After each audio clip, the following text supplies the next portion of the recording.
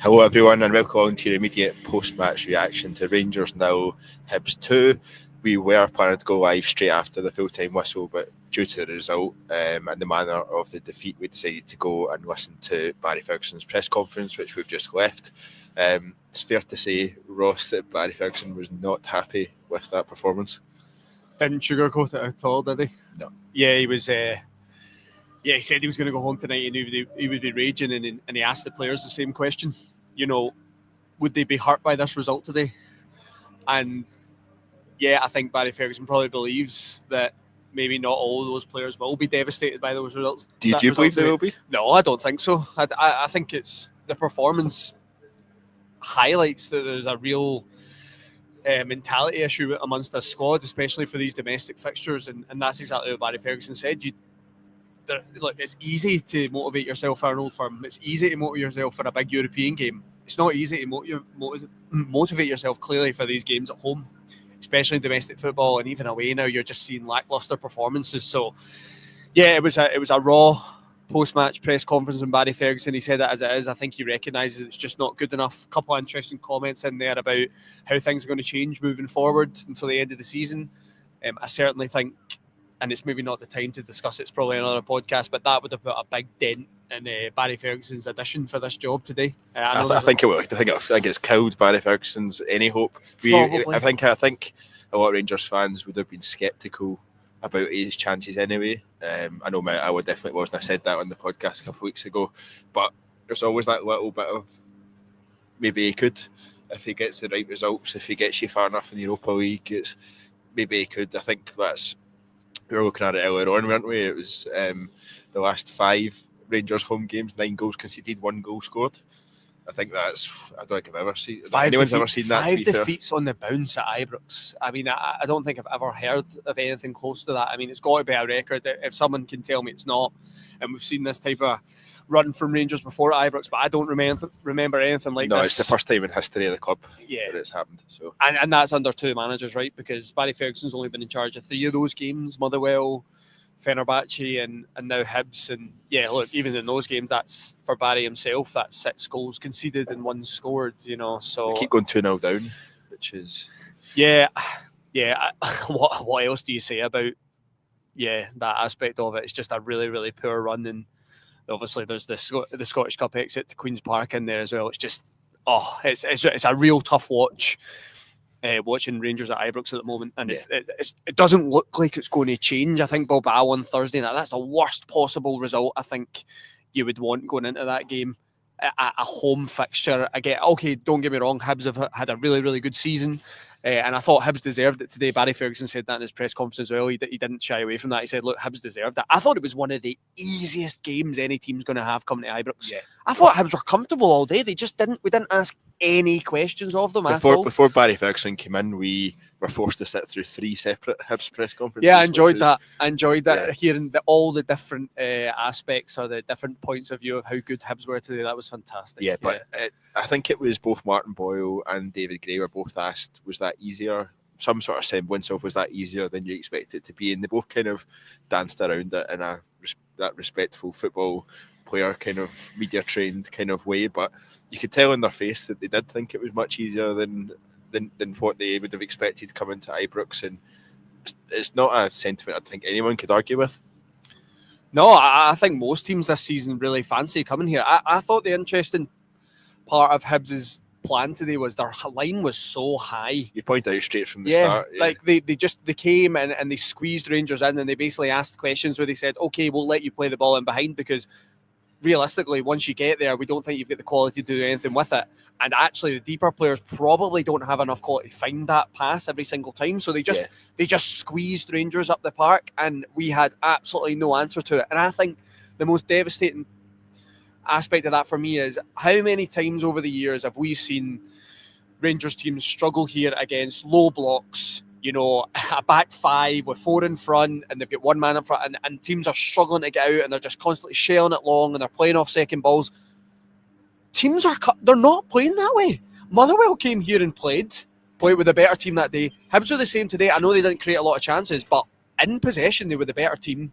They asked questions of Rangers, and Rangers had no answer to it at all. And of course, Barry Ferguson has to be a part of that. He is the manager. It's his responsibility to try and find the answers. But these players really need to look at themselves. Yeah. Like, genuinely, some of the players out there... They've given up. They've 100% given up. They have. I mean, you could go through the whole side, and we've not got time for that. I guess so. Barry Ferguson kind of touched on that as well. He said, look, European games and Celtic games aren't my concern, because if anyone can get up for them, it's easy to get up for those. It's games like this that are Rangers' concern, and it's games like this that have been causing Rangers problems for far too long, and we need to as a club find a way to sort that. He doesn't seem to be able to find a way to sort it, does he? No, and I don't know what the answer is, right? Because I think I've said this before. It's quite clear that Rangers have some talented players. They've shown that at the European level. We've shown that at Parkhead a couple of weeks ago as well. Rangers have good players.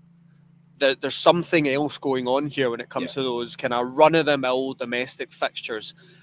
And today, I think most of the fans would have looked at this and felt, okay, you're playing a home game, you're playing against a good side like Hibs, but you should probably have enough to come through it.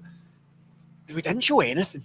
No. We spoke about it before kick-off, that Hibs had something to play for today, because they're right in that race for third place, and we, for all intents and purposes, don't have anything really to play for in this stage. You'd expect the players, though, are going to try and build themselves up, get that confidence for the European game on Thursday, right? So if I'm an individual in that squad, I'm maybe not caring as much as I should about the overall result because of the context of the league.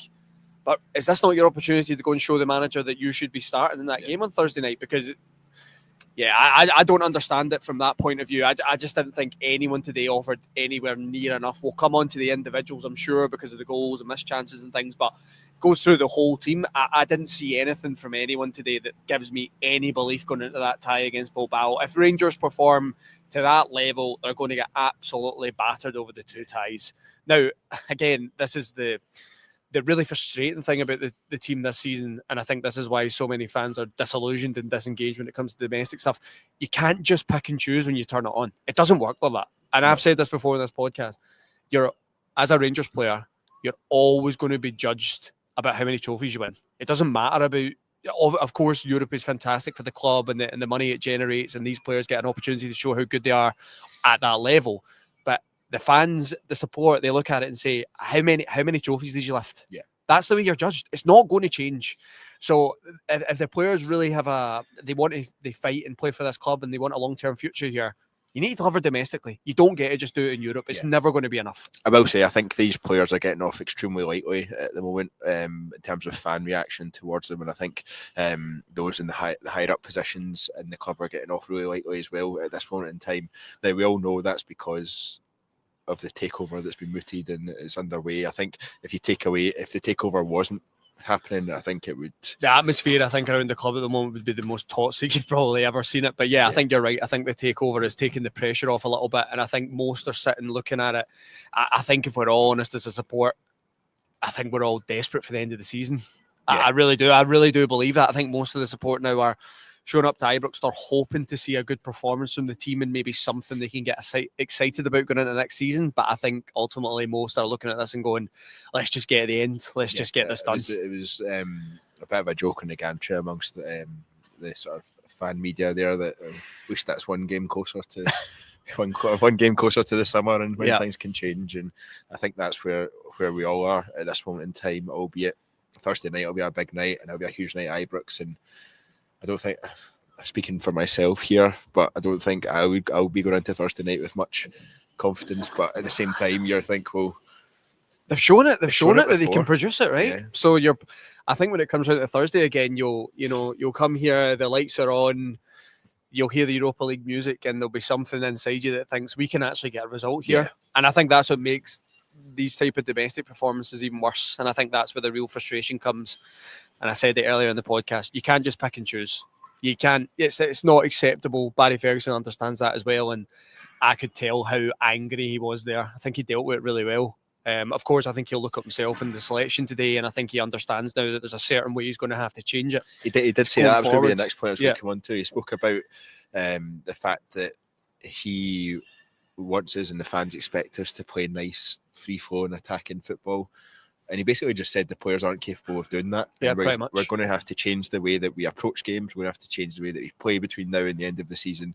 And it's not going to be pretty to watch. effectively, to me, that suggests we're going to play Route 1 for the rest of the season. Is that how you took it? I honestly don't know. Maybe another change of shape again. He's maybe thinking that the five at the back that we're seeing throughout Europe, is that maybe what he's just going to stick with until the end of the season? He's going to mix and match who plays in different roles. I'm not sure. The only knockback I would have to that in terms of the Route 1, do we have the players to play Route 1 either? I don't think we do. Dessers isn't someone that's going to hold the ball for you, is he? And he's going to bring others into play. So again, is it maybe he's going to just go with a front two and then the shapes off that? Maybe that 5 again? Yeah. I don't know. It's going to be interesting to see. He alluded to that and said, Thursday you will see a series of changes. Yeah, a series of changes. He said, that's not good enough today. I've now made my decision going forward. It sounded a little bit like maybe he thinks a certain way, his staff maybe thinks slightly different. I don't know, maybe there's just some discussions on how Rangers should approach it domestically at the end of the season, and it sounded like in his head he's went, this is the way I think we need to go now, and that's it. It's not going to change. It's not going to be pretty football like we all expect, but this is the way I think we get results. And fair play. Look, Barry Ferguson's in here to win games of football. He's in till the end of the season. Yeah. His priority won't be developing these players for the long term and playing players in the positions they should be, even though I think there's a few in there, like Egan Mann, for example, should be playing up front. We'll come to Dessers, but yeah, I think just overall, he's obviously looked at it and went, I need to kind of rip this up now, and I'm going to go a certain way. It's not going to be the best to watch, but I think that'll get us results, and that's it. So yeah, it's going to be. I'm looking forward to seeing that, because I'm not really sure. I'm not really sure if I'm looking forward to seeing it going by the way you describe it. But, if it means that we don't have to suffer through days like today anymore, then I guess that's a positive. We're not going to go through the game blow by blow. Just got to discuss those two. It's two players, isn't it? Yeah, I think it focuses on two players initially, but we can also those two players, in case you didn't watch the game or have been on another planet, are Jack Butland and Cyril Dessers, who'll come on to shortly. I think there's also merit in discussing the changes in shape that we saw today. I thought the changes in terms of substitutions that we saw came too late. I thought we were really crying out for pace and width, and the changes actually made us narrower and slowed us down. We brought Barami on, who's not really shown a lot, and that's not part of his game, right? He's not fast. I thought for 5 minutes he made a difference in the game, but then it just tailed off and it was failed into nothing. I mean, does that not sum up Nadim Barami's career here? You know, he shows bright sparks at points, but there's no consistency. So again, I think you've seen that today. Yeah, I thought he made a slight change, but actually, again, probably credit goes to Hibs. I think they changed slightly after that because Rangers went narrow. They went a wee bit more narrow, and they just cancelled us out. Again, we didn't really ask much of Hibs today at all. So yeah. Well, let's talk about the individuals then. So great. I guess we one that's come in for a lot of criticism in recent weeks, probably since the new year.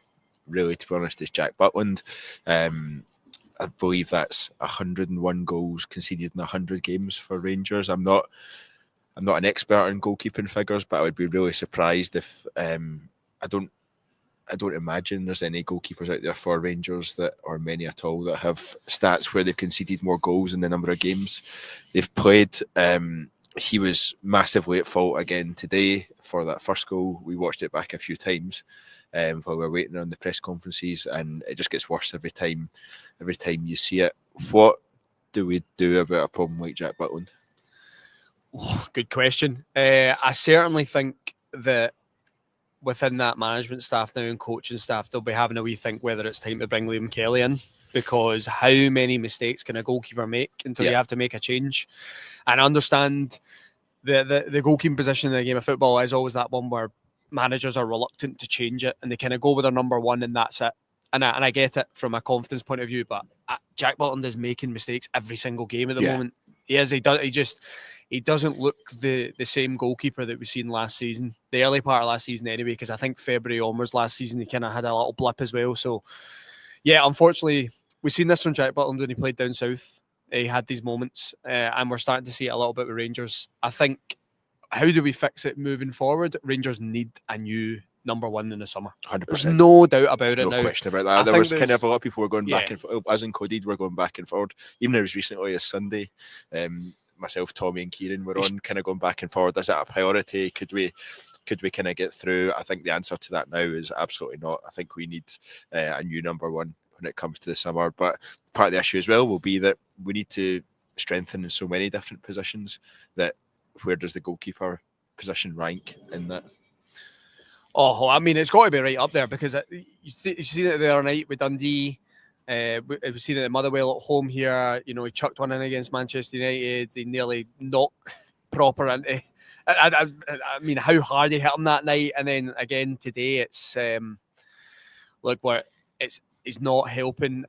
Of course, you can look at the other end, and we'll come to that with the kind of chances missed and maybe not creating enough at times. But Jack Butland he's chucking them in. Yeah, yes. Like it really is. I feel for him, and this is now the moment where I actually do think you take him out because he knows it. Like you look at his body language every single time. He understands what's going on here, right? He knows it's not good enough, and he knows he's making high-profile errors. Yeah. That's the time to just take him out, you know. And Barry Ferguson spoke in the press conference and said he understands he's made a mistake. And look, Jack Butland's an experienced football player, right? And a professional, he's been in and around it for a while.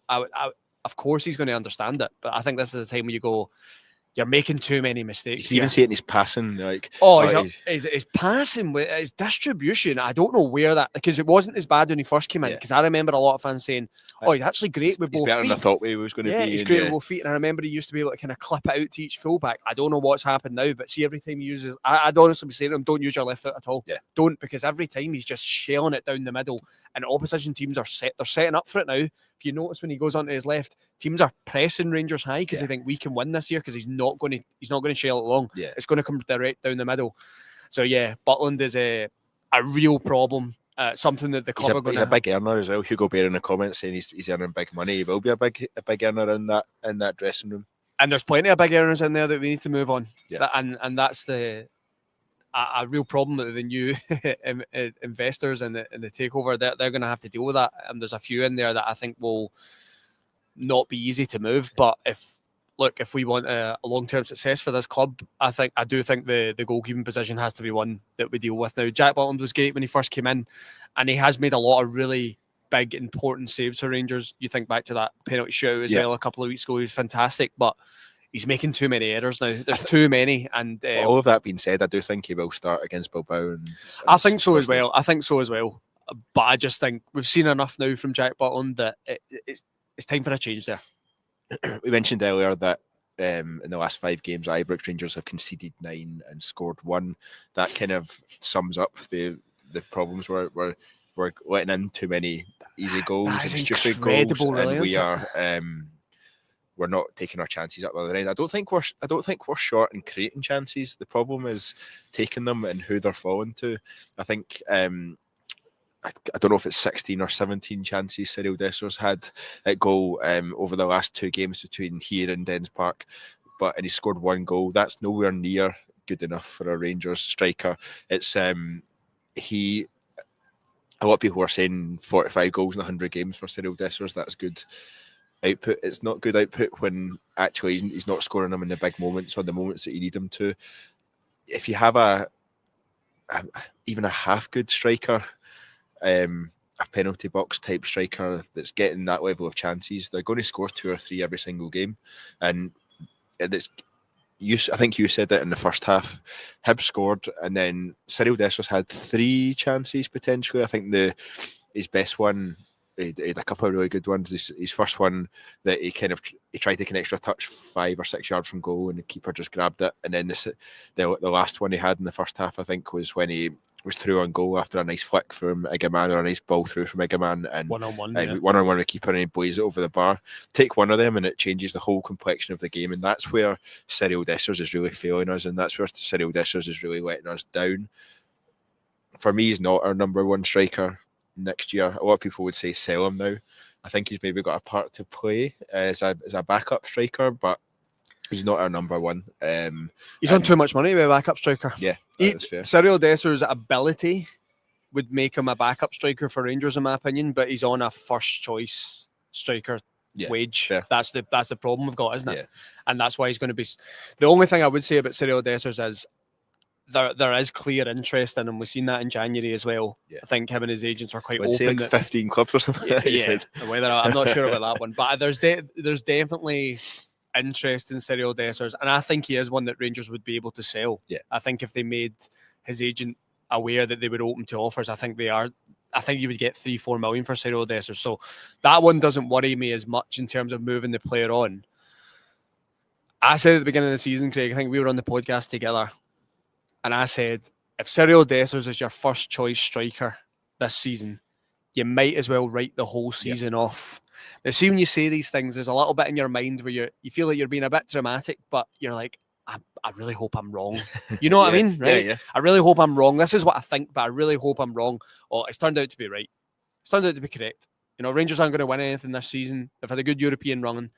But like you said earlier with Cyril Dessers, he doesn't take the chances in the big moments. Yeah. Now, okay, that sounds little bit ridiculous. We always used to moan about Alfredo Morelos not doing that as well. Alfredo Morelos is light years beyond where Cyril Dessers ever sounds a bit ridiculous because he scored that winner the other night, and he deserves credit for that, right? He scores the other night. It was last weekend. No, I don't know. I'm gone at the moment. Last weekend, he scored that winner against Dundee, and of course he deserves the credit for that. It was a big moment, but the problem is, throughout the whole other 90 of that game, he missed crucial chances that could have changed the trajectory of the match. And maybe Dundee don't go into a 3-1. Do you know what I mean? It's just goals change games. It's such a cliche, but it's so true. And I think, again, today is the same. Hibs get a goal that they really shouldn't have had because it's a poor Jack Butland mistake. But if Cyril Dessers just takes one of those chances, you kill Hibs' momentum completely. Yeah. You've got the crowd behind you as well, and I think the crowd would have pushed Rangers on today. So, yeah, it's a whole other podcast in itself, probably, Craig. But Cyril Dessers, he's not good enough. Yeah. He's never going to be good enough. And I know that 45 and 100 it is a pretty good record, but I just think back to last season's as well. In the run-in, we have those games against Ross County and Dundee. I remember that big chance he had at Ross County, and you're going for a league title. We're not going to win a league title with Cyril Dessers. No, it's just it's not going to happen. So again, both ends of the park today have let us down. Those players in the middle of the park didn't help either. But Cyril Dessers, he's not got the ability to be a first choice striker for Rangers. And I think what disappoints me is, it's probably worth saying quickly, Hamza Egeman I feel like he's the future for Rangers. I mean, maybe won't be here long term because of his ability, but I certainly think for a year or two we've got a really good number 9 there. He was on such a good run of form playing as a striker. Last time we played Hibs, he scored a hat-trick, by the way, and he played out in the left today. I don't really understand. We are stifling this boy's development. Yeah. We really are. Like, I understand that Barry Ferguson's in here and he's trying to get results, but I don't know. I look at Hamza Egeman and I look at Cyril Dessers. There's only one winner for me. Like, I know that Hamza Egeman's got things to work on and improve on, but I think I would rather he was doing that as a striker. I've seen enough from Cyril Dessers. He's not good enough. I'd rather give Hamza Egeman the time up front to learn and improve, and hopefully we've got a really good striker moving into next season. Yeah. How big an issue has it been, do you think, that Barry Ferguson's come in and the coaching staff, Al McGregor, Billy Dodds, Neil McCann, they've all come in, and I think Barry Ferguson he said all the right things in terms of saying, I'm only here for 3 months. I'm here to help the club through it. It was an opportunity I couldn't turn down. But in the back of his head, he's got to be thinking, look, if I absolutely smash this, of course, I can be the next Rangers manager. And of course, I think it's very clear that he's been using this as an audition, effectively, to say, I could take on this job and I could do it now. After the results he's had at Ibrox, after the results here today, it's not something that's going to happen. But it feels like he's been making decisions that have been focused on showing him and his abilities in the best light, which is fair. But it's also then ignored the longer term view or the longer term thinking about, right, why is Egeman not playing up front in all these league games, which are effectively dead rubbers? These league games are dead rubbers at the moment. So why is Hamza Egeman not playing up front there? Why is Cortez, now that he's back from injury, not getting more game time? Why are these players who, whether we like it or not, or whether we actually need to see if they've got the ability or not, why are they not getting the chances? I think you've answered it, to be honest. I totally understand. Barry Ferguson's been brought in here to get results. Yeah, that's it. He's been brought in. Has he even been brought in to get results, or is he just here to shepherd? I think he's been brought in to hopefully get a little bit of feel good amongst the support and the club again, find results and amongst that, and try and get us to a decent level going into the summer. I honestly believe that. And I can't blame Barry Ferguson for coming in here and going, okay, if that is the case, and I'm going to be judged purely on results, and I need to pick what I believe is the best team. And that's fine. I don't really have any problem with Barry Ferguson not really caring about the long-term development of some of these players. I'll be honest, it disappoints me because, look, Hamza Eagleman we just spoke about there, Oscar Cortez, $3.5 million we're paying for this boy. He's hardly kicked a ball. He must be the worst player in training that's ever graced the club. I'm telling you, because there's been a few bad players in training that we've heard about. But for me, we don't have any width at times on that left-hand side. And Czerny is a winger that likes to come inside the park quite a lot. And Tav's not that kind of fullback anymore that's going to wrap around the outside. We just lack width at some points. And I think Eagleman's wasted out there. The big thing for Eagleman, I think, going forward in his development is he needs to find that kind of explosiveness in his game where once he beats someone, he beats them. Because what happens is he beats them, they catch up when he has to beat them again. And I think that's maybe the bit that will take him to the next level. Yeah. But I also still don't think he's a winger. So for me, I'm looking at like a Cortez. Can you get him in, give him 45 minutes today? Maybe gives the fans a bit of a buzz because it's like, okay, we've not seen this boy for a while. This is something. This is brave. Let's get him in. Let's play. I think it's difficult for us to criticise Barry Ferguson coming in and making selections that he believes will get results because ultimately that's his job. He's not really going to be looking at the long term. I think that's why it's really important this summer we find the right manager for this club who buys into what the club want to be. Do we want to be a club that develops players for the long term? We sell them on. We're going to have to wait to see what this new ownership group actually want the club to be. We don't actually know if that's their plan. Maybe they just want to create the best Rangers team possible to get into the Champions League every single year. They don't care about long-term development. They just want to find the best players. So we're going to have to wait and see. But yeah, I certainly do think there's been selections at point that aren't maybe benefiting long-term development. And Eagleman's a big one for me because I think we can all see that he's got the ability to play at the top level. Really, we've seen that at Parkhead as well. Yeah, a goal from nothing. Really, he's got it. I feel like he's got to play as a striker to find his best. Yeah, even decisions at the end there, like Brian Hadji and finally Curtis on for the last 2 minutes of the game when you're 2-0 down, taking off two strikers. You're like, doesn't really make sense. There was a comment from Luke Gibson 97 that's just disappeared off the side of our screen, but he was speaking about why our managers persisting with players effectively that we can see with their own eyes aren't working properly. There we go. There's the actual one instead of you trying to remember it. Seems like every manager we have comes in and doesn't see the problems that all of us see with our eyes. That's something that you spoke about in the game. Is there some sort of curse in being the Rangers manager that you just... Because I'd love to speak to Barry Ferguson before he came into the job and ask him about some of these players and what he thought of them. Maybe it wouldn't be... And find out how that's changed since he's been with them. Because Cyril Dessers is the big one for me. I don't understand it, watching him every single week, that he gets that, level of assurance from every single Rangers manager that he's probably going to play most weeks. Yeah. I don't really understand it. But again, it comes back to maybe the other options are just not good enough. Like Danilo, he's running out of time. He's running out of time as a Rangers player. He clearly must not be doing enough for me. He's already running out of time, to be honest. Well, I mean, there is an argument for that he's been here for a couple of years now. He's not really shown. I know he had a bad injury, but he's not really shown enough. And it probably is one that the club would look at selling if they can in the summer. But we paid £6 million. I know, but this comes back to recruitment. Rangers have had a bad habit over the last 3 or 4 years of not identifying footballers that suit what you actually want to do. We just look at footballers and go, he's a good player, let's buy him. And then he gets here and we go, well, how do we use him? Do you get what I mean? There's no clear plan of what they actually want to do. There's no clear recruitment strategy of, we're going to play this way, we need this type of player. And I think Danilo maybe falls into that a little bit, because when you look at him, okay, he's quite tidy, technically quite good, but physically he's way off it. Yeah. Like way off it for this league. And I think you need that to be a striker here.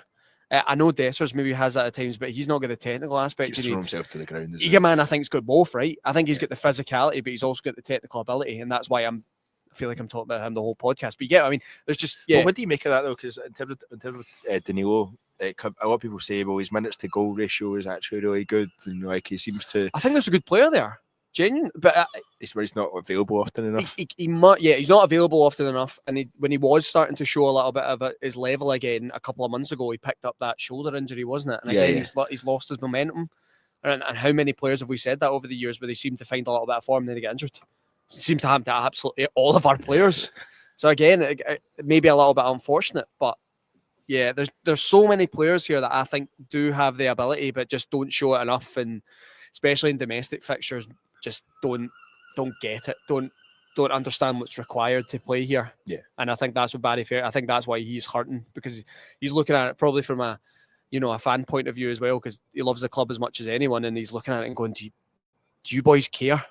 Do you care?" Yeah, and I think I think he gets a lot of stick for that, because a lot of people say it's really superficial stuff and it's really like beating your fist off your chest kind of stuff, rather than actual any sort of football nuance in there or football discussion. But I think what we have seen is that this season these players lack the mentality to be Rangers players. I think we saw it last season as well, to be fair, in terms of the final run in, but they lack the mentality to be Rangers players, and they lack the mentality to be successful as Rangers players. Some of them have been here for years and years and years. Some of them have only been here a season or two, but it seems to be a common thing amongst them. And as a group of players, they are not good enough to get near a league title, to be honest. But they're not good enough to play to the level and to deal with the scrutiny that comes with being a Rangers player. And I think that's what comes back to. It just needs to be, yet again, we are talking about a major clear out at Rangers, a major reset. Every single player, I would say, we're open to offers for every single player. I don't think anyone is safe from that, but it's just here we go again with another reset. This time maybe potentially slightly different because of the takeover, because of everything that comes with that, because of all the potential permutations that there are with that. But those are still unknown at this moment in time. But we know that this squad needs an overhaul. Yeah, absolutely. There's not one player in this squad that Rangers should not be open to offers for. I'm including the likes of Igaman in that. Raskan, he's exactly the same. There's not one player I look at and go, we can't afford to get rid. They're all up for sale. Yeah. And I don't mean that like you're pushing them all out the door. That's not how it works. You can't do that. You're never going to get a full squad refresh. You can't sell them all and bring in a full new squad. But what I mean is, if there is any interested parties in the summer for a lot of our players, I think there will be interest in like a Raskan, Diamande, Igaman. I think there will be interest there. If you get a good offer for them, I would sell them. Hopefully that Turkish interest is still there for Ridvan. Ridvan as well, yeah. Jefty's been linked with Premier League moves. None of these players. In the Premier League, yeah. None of these players are good enough that you would have to hold on to forever and believe that there isn't an opportunity to sell them. So there's two things for me, Craig, that make you a top footballer. It doesn't matter. I would just put playing for Rangers. There's two things. The first one's availability, being there every single week, right? So that comes into how you look after yourself, how you train, whatever, the desire to play and get through maybe niggles. That's the first thing. The next thing for me is consistency. All the top players do it every week, every single week. So the fact that some of these Rangers players can perform at the level against Celtic, can perform at the level in European football, but can't do it at home to Motherwell, St Mirren, Queen's Park, Hibs, whatever, you're not going to be a top player. You're not going to go to the top 5 leagues. Because that's what you need. They're the two things you need, in my opinion, to be a top player. And plenty of those players out there have got some really good ability, talented players, but the mental aspect of it, it's not there. Yeah, I think that's fair. Okay, we've passed the half-hour mark, so I think we'll round off the podcast there. Another disappointing day here at Ibrox, another embarrassing performance for Rangers. Pathetic. But on the bright side, we are one day closer and one game closer to the end of the season.